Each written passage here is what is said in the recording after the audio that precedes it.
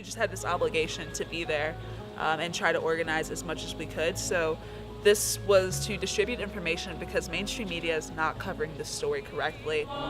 Justice, we want justice. Justice for our brother. Justice for our brother. We want justice. We want justice. Justice for our brother. But we've got to understand that anger.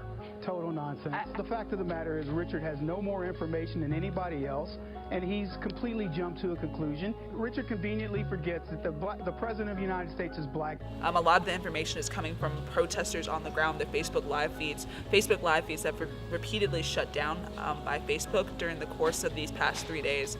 So we've been getting information from them about the fact that a police officer was the one who shot the protester on Wednesday night. We also want to get the information out there that the fire was started by a tear gas canister, not by protesters. And we want to distribute all this information about the Scott shooting and some inconsistencies. One of the biggest ones being the fact that the video evidence, which police officers are saying justified the actions of the officer that killed Scott, has still yet to be released. And so if they want to diffuse these tensions, why are they just asking people to go home? Why don't they just release the video to show that there's nothing to be outraged about?